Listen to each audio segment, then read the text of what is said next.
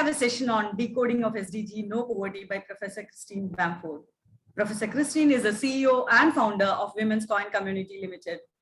Women's Coin Community and Education Foundation has established an e-learning platform that will deliver the WC vision of offering free education to those living in challenging environments. Her passion for equality and empowerment led to her supporting the Mayor and Deputy Mayor City of Bristol Council in the development of Stepping Up BAME Talent Pipeline across the region and Horumar Somali Women's Program. Stepping Up Diversity Leadership Program and Spin Out Horumar Somali Women's Program won the prestigious CIPD D&I Award and were overall winner of all categories. Stepping Up also won PPMA Award 2019, Southwest Diversity and Mentoring Award, and finalist CIPD 2020 and LGA finalist 2020. She is visiting professor for Edinburgh Napier University Business School. Let me proudly invite the CEO and founder of Women's Coin Community Limited, Ms. Christine Bamford, for her presentation. Thank you so much for joining us today. Over to you. Thank you for that wonderful introduction, and I'm delighted to be with you today on this very important topic. So I would like to just start a little bit with a story and tell you how we started Women's Coin and then how it spun out into Stepping Up and Horumar Somali Women. So I'll just get my slides up because they had a bit of interest, and we'll move forward then. And there we go. So this is me. And how did it all start? How did Women's Coin and the whole, if you like, empowerment and my passion to drive equality, equity, empowerment through the medium of education and through the innovation of blockchain technology? So this was a few years ago now. I was doing an assignment in the Middle East for the World Health Organization. And as a result of the work I was doing there, I was invited to a royal audience in the palace. Now, quite a big deal, I have to say. And so you can imagine driving out across the desert, going into the palace, everything was gold.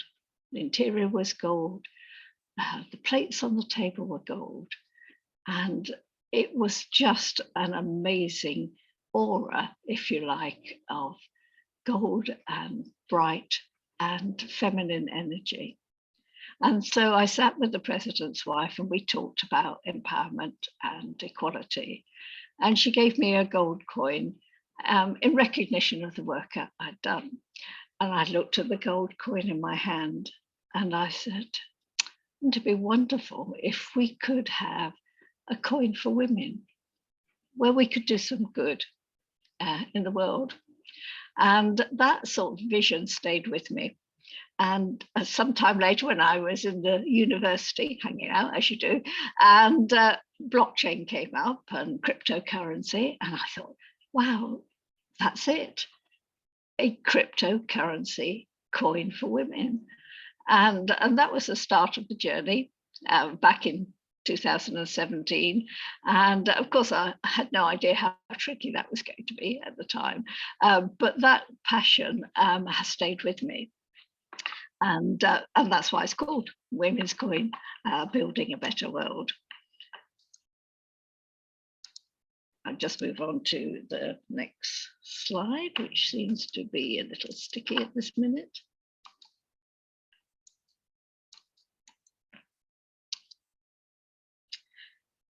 So along with the sort of whole of the blockchain movement, if you like, obviously didn't want to sort of be the Bitcoin, but what I did want to do was try and empower women and families through education and small business startup.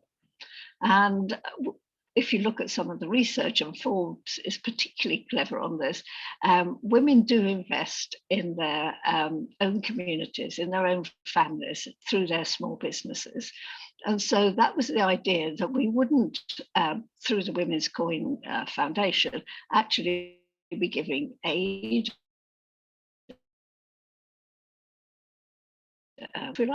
through giving women and their families, how to run a business, how to develop, how to create their own self-worth. And that is the underpinning rise behind it in the SDG1. So I have engaged with the United Nations in New York and with the High Commission of United Nations for Refugees, and been talking to them about, if you like, the practical application of how do we then empower others to rise from poverty rather than just giving aid. I'm not decrying aid, of course, but it is about that whole thing about if you put into the community and into building small businesses, then there is a ripple effect to all the families, all the communities. And that in itself is the underpinning principle behind Women's Coin and the whole education foundation. So in essence, so we're looking at every coin spent, sportswomen, education, and digital identity. And as you will know, there are 2 billion in the world without a formal identity. And women traditionally are also underserved by financial institutions. So being able to give access through a prepayment card will help not only provide an identity, but it will also give access to finance when they're traditionally underserved. And that is a big stop for setting up small businesses. So we're back to the learning platform. So as we started off, we sort of moved along the journey, and the work that I'm doing is sort of split in 2 bits. I'm working in the UK and in various cities here, but the one we've spent most time in is Bristol, which is where I live, which is a very multicultural city and has pockets of deprivation, probably the worst in the UK. And we've been working on making the city inclusive. I've been working with the mayor and deputy mayor, who are formidable, I have to say. And together, we have actually created a movement for Black, Asian, minority, ethnic, as we're known in the UK, and individuals with disability, and women of all ethnicities, as a result to, if you like, change the diversity landscape within the city. So we have more senior individuals from those communities helping run and lead the city in which we live. And having looked about how we do that, and we have had 400 individuals go through this education program in 3 years, so that's quite a lot of people. It gives us the basis about how we could then scale this globally. But this has been, if you like, a test bed here. And this is just looking at the education component part rather than the coin, which I'll come back to in a moment. And this is the Somali women here in Bristol. Most of them are refugees and have come here. And the Somali community is one of the most poorest, as I say, in the UK, and feel quite isolated. And so I have, mainly because I have, of course, worked with Muslim women in the past in the Middle East, I felt an affinity with the group. And with some of the participants who've been on the major Black, Asian, minority ethnic program, who were themselves Somalian, we joined together to do something not quite as senior, but just working with the Somali women, opening up possibilities for them. And of course, at this time, we were also hit with COVID, so we couldn't meet face-to-face. Our first program was face-to-face, as you can see here. But the second one was a digital through Zoom platform. So we have had 60 Somali women come through this. It's a very simple approach, and it's just about building confidence and opening up new opportunities and new ideas. So when, if we look at the measurement of that, when we looked at the digital skills, we found there was very limited digital skills within the Somali women community. There was normally only one family mobile, and of course the family and the husband took precedence over that. No one had ever used a virtual learning platform like Microsoft Teams or Zoom. That was unheard of. And there was no personal email.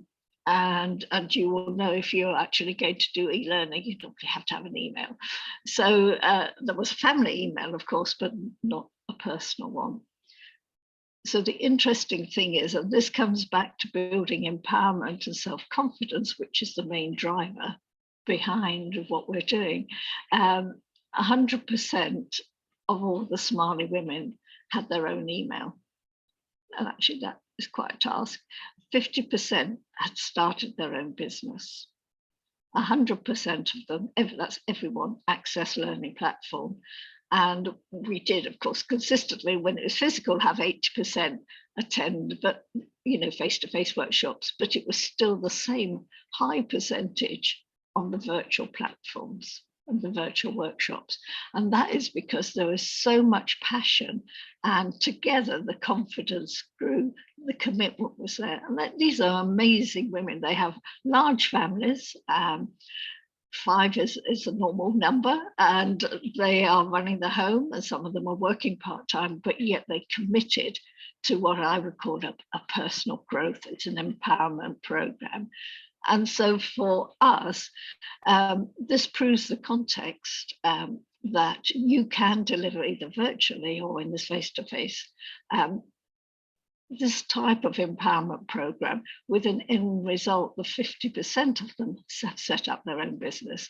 And as a result of that ripple effect into the community and into their families, and as role models for their daughters and sons, of course, has been an extremely powerful way for us to prove the concept. And the interesting thing was, because our Somali women were used to learning together, they formed, with the men within the community, the Somali COVID task force. And between them, they cooked meals for children who were going hungry. They supported vulnerable adults, not just Somalian, but anyone who was in the community. There was a big push on vaccination advice, because there was a distrust of COVID vaccination. And because most of them were living in high-rise flats, the children had nowhere to play. So they invented all sorts of different ways in which children could play, and also had reading time. There was a big push to have reading, so that they are upskilling the literacy of the children within the community. And this has just occurred from quite a simple, in many respects, it's not a sophisticated design. It is also delivered in English and Somalian, but we do make people try and speak in English. So the model that we've created here in Bristol is now, we've had a great accolades, as you mentioned, and we're looking at running that in different cities throughout the UK. But what is interesting is this model is easily transferable into developing countries, into refugee camps. And that in itself, the empowerment, self-reliance, building small businesses is, I believe, the way to decode SDG1, the rise from poverty. And with it, it spreads a different form, I think, of movement for the future. So I really I quite like this video because it sort of captures how we bring digital learning into young children and well, indeed any age, to be honest. And we know it's not been an easy thing. Of course, it has to be engaging and, you know, not what I call just text. So for us in the education part that we're running the platform, we're about to go into a pilot phase of creating, first of all, a blockchain career passport, and then looking at an education passport. So if you see here, we're looking at the children, but if you're into that and you start to record the learning, and that's not just academic, that blockchain passport, which is verified and it's immutable, it's there with you, it can follow you through your career. It does mean that your education can be recorded and verified, and that helps if you are needing to migrate to another country. Here in the UK, there is much we don't know about that qualification. It's not come up our formal system. So the idea really, I think it's not only are we looking at democratizing financial institutions, we're looking at democratizing education, so that your blockchain passport can be with you wherever you go. And that's the idea how we've built the platform, which is now ready to scale. We've looked at how we make education and learning something that's transferable wherever you might end up in this world, through if you're living in challenging environments and have to move from your home country. I sort of made reference previously about identity. So if we look, what we've been sharing with you is about the education, the small business startup, how we can make education passport travel with us and not just the certificate of what we've learned at school or university. For me, you will be aware about Afghanistan, and we are expecting to take refugees into the UK. I know those refugees will not have necessarily an identity with them because they've had to flee, and or will they have access to a bank account. If we can get our prepaid card ready in time for next year, which is what we're working on at the moment, that means we could give a prepaid, which means you have to put the money on. It's not like having a bank account card that will immediately give you an identity and access to banking. Here in the UK, if you get allowances from the government, they have to go somewhere. They don't get them in cash, and it's very hard to get a bank account when you have no identity. And the same goes for homelessness and other displaced people. So I know there are other prepaid cards elsewhere in the world, there are other things, but ours really has that social value intent, and it's about empowerment, self-worth, self-confidence. So we're busy working on that at the moment. Women's Coin then, I believe, and others have supported that, is a pioneer in blockchain cryptocurrency, blockchain education passports, wallets and smart contracts. So it's taking, if you like, the whole Bitcoin, which people get very excited about, basic technology, which is absolutely, I think it was inspiring to come up with what I call the blockchain is a ledger, isn't it, in many respects, but to use that in a way of having some form of currency that can be used for social value rather than for profit, and any profits that are made go into the education foundation so that we can continue to do the work in empowerment. So saying it's not a particularly easy thing, I have to say, to move in. You know, I thought, oh, this sounds a great idea, but understanding and actually moving it through the whole way about how you take a business startup idea, patent it, move it forward, look at IP, look at trademarking. The whole thing is much more complex than I thought, but the basic simple ideology stands true.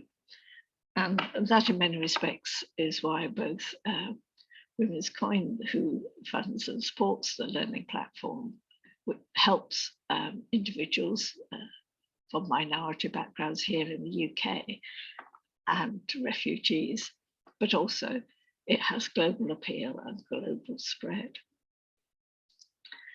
So another interesting fact I found when I was sort of putting on, because people say, oh, why Women's Coin? Well, I've explained it's come back from that vision that we had out there in Abu Dhabi. But when I started to sort of dig into, yes, of course, men could join Women's, not purely for women, but there is, and together, women have enormous power over what I call the power of the purse. And the spend of women, even in challenging circumstances, it's women who normally, even if they have to ask the man, are the providers of everything to do with the home. So even if, as I say, they don't have their name on the bank account or on the credit card, women have a say in what goes into the home furnishes, into electrical equipment, into education, into healthcare. And that sort of spend or that power hasn't necessarily been released or recognized by major global corporations. I think there is now a move, they understand that women are now investing because women's wealth has increased. But if you just take the normal spend globally, it's somewhere pushing $40 trillion at this minute in time. And women are prominent creators of wealth.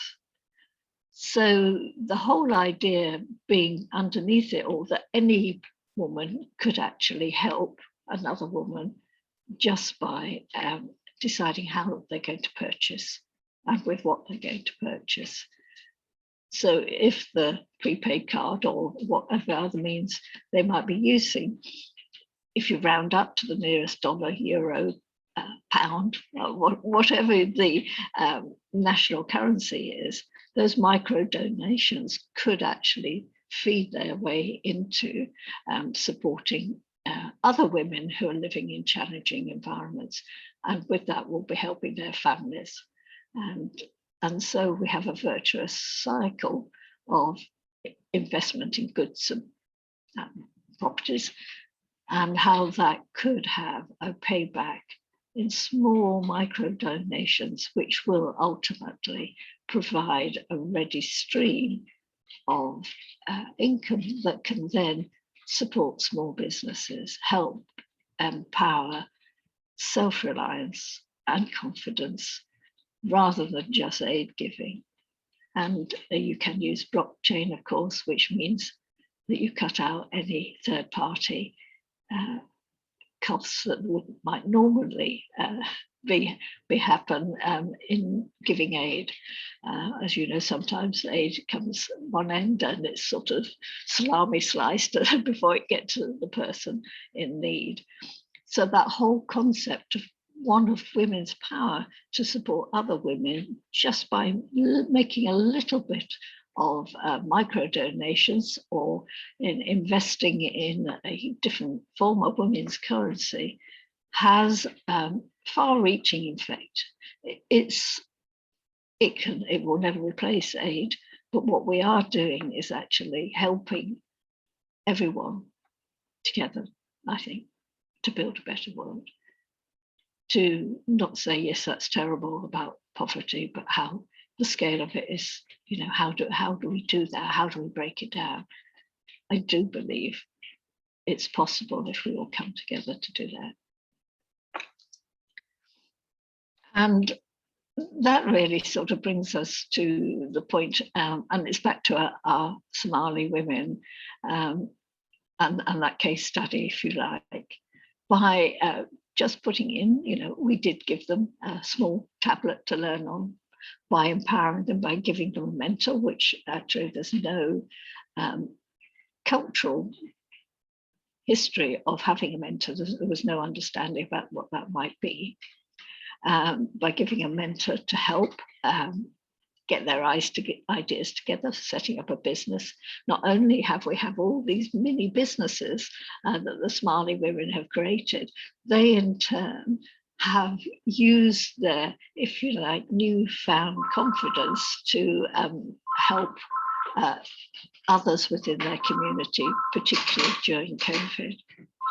So that is really the story of Women's Coin and its spin-off into helping support through education, Black, Asian, minority, ethnic, disabled, and women of all ethnicities. And in particular, the investment that's been made into the Somali community that has really had an amazing ripple effect.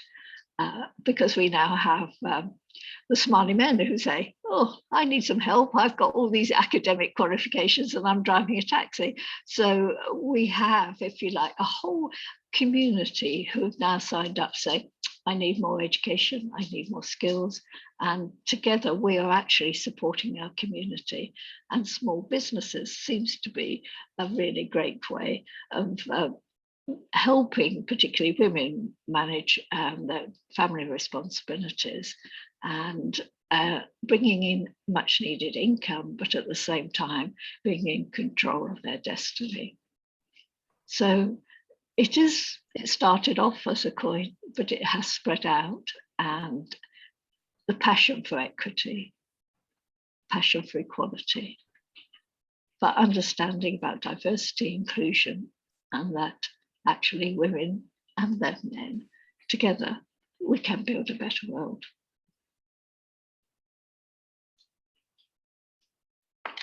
So much, Professor Christine. That was a very interesting story and a very informative presentation. That's amazing work you have been doing, and thank you for joining us today and sharing your journey. It's been my pleasure, and I wish you very good luck with the whole conference. I think it's a fab idea, and anything I could do to support. Thank you so much.